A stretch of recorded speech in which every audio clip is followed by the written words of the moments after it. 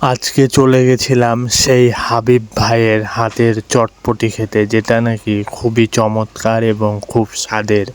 আসলেই চমৎকার। তার হাতে চটপটি বানানোর একটি জাদু আছে। ভিন্ন ধরনের এক মশলা দিয়ে তিনি তৈরি করেন এই ধরনের চটপটিগুলো। তো আজকে আমার সাথেই থাকুন এবং আজকে হাবিব ভাইয়ের চটপটির গল্প নিয়ে আপনাদের সামনে আজকে তুলে ধরছি তার চটপটির গল্প এবং তিনি কতদিন ধরে এই চটপটি বিক্রি করছেন তা থাকছে আজকের ভিডিওতে। হ্যালো গাইস, আসসালামু আলাইকুম। আমি সাব্বির। আপনারা সবাই কেমন আছেন? আজকে আরও একটি নতুন ভিডিও নিয়ে চলে আসলাম। দীর্ঘদিন ব্যস্ততার কারণে ভিডিও করতে পারছিলাম না, তাই আজকে ভিডিও নিয়ে চলে আসলাম। আজকে গিয়েছিলাম এক প্রত্যন্ত গ্রাম অঞ্চলে, যেখানে একটা বিখ্যাত চটপটির দোকান আছে। আমি এক কন্টেন্ট ক্রিয়েটরের ভিডিও দেখে সেখানে গেছিলাম।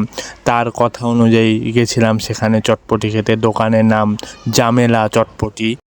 তো আমরা যে 2 বাটি চটপটির অর্ডার দিই, আমার সাথে আমার বন্ধু সাইমন ছিল এবং আমরা চটপটি বানাতে বানাতে তার সাথে গল্প করি। তার নাম হচ্ছে হাবিব ভাই। সাধারণত চটপটি ফুচকা দিয়ে থাকে, তবে তিনি এখানে ফুচকা দেন না, তিনি এক ধরনের পাঁপড় দিয়ে থাকেন এবং এক বিশেষ মশলা দিয়ে তিনি চটপটি তৈরি করেন। খুবই স্বাদ আছে চটপটিটা খেয়ে। রাজশাহীর বিখ্যাত চটপটি কিনা আমি এটা বলতে পারবো না, তবে এই প্রত্যন্ত গ্রাম অঞ্চলের এটা একটা বেস্ট চটপটি। এখানে এই ধরনের চটপটি পাওয়া আসলে খুবই কঠিন ব্যাপার। আমার খুব ভালো লাগলো চটপটিটা খেয়ে। তো তার সাথে চটপটি বানাতে বানাতে গল্প হয়। তিনি গল্প করছিলেন আমাদের যেই কন্টেন্ট ক্রিয়েটর ভাই এখানে এসে ভিডিও করেছিল, সে একটা ভুল তথ্য দিয়েছিল। সে বলেছিল হাবিব ভাই নাকি প্রতিদিন 5,000 চটপটি বিক্রি করে, কিন্তু হাবিব ভাই বলছে ভাই আমি 500 বাটিও চটপটি প্রতিদিন বিক্রি করতে পারি না। তো সে ভিডিও আমাকে প্রথমে করতে অনুমতি দেয়নি, পরে অনুমতি দিয়েছিল। এই যে দেখুন, ফুচকার জায়গায় তিনি পাঁপড় দিচ্ছেন, খুবই চমৎকার। এবং পাঁপড়গুলো যখন ভাঙছে তখন একটা বিশেষ শব্দ হচ্ছে। তো আপনারা এখানে চটপটির পাশাপাশি ফুচকা, নুডলস সব ধরনের আইটেমই পেয়ে থাকবেন। তিনি শুধু চটপটি বিক্রি করেন না, তিনি ফুচকা নুডলসও বিক্রি করেন। জামিলা চট তো দেখেন তিনি চটপটির সাথে কি দিচ্ছেন। ডিম সাথে দিচ্ছেন এক ধরনের লাল রঙের বিট, যেটাকে আমরা বিট বলে চিনে থাকি। তিনি এই জায়গায় তিনি এই চটপটিতে এই বিটটা মিশিয়ে থাকেন, যেটা নাকি খেতে খুবই উপকরণ এবং এই জন্যই তার চটপটিটা বিখ্যাত।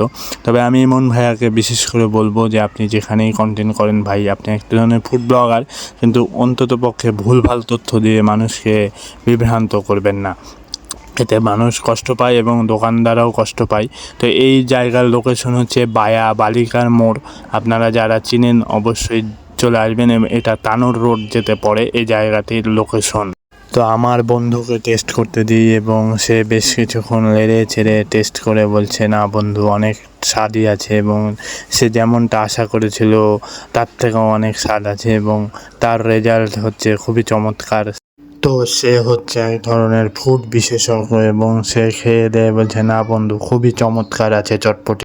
তবে চটপটিটা খেয়ে আমার কাছেও খুবই ভালো লাগলো। যেমন আশা করেছিলাম তার থেকেও বেশি স্বাদ এবং চটপটিটা খেয়ে টেস্ট লাগলো। এইরকম প্রত্যন্ত অঞ্চলে এইরকম চটপটি পাওয়া আসলেই খুবই ভালো টেস্ট। রাজশাহী শহরে অনেক জায়গায় আপনারা এরকম চটপটি পাবেন, তবে এর চেয়ে টেস্ট হয়তো বা কমই হতে পারে। তো আপনারা যারা খেয়ে দেখেননি অবশ্যই খেয়ে দেখবেন। তো গাইজ, ভালো থাকবেন, সুস্থ থাকবেন, আবার দেখা হবে পরবর্তী ভিডিওতে।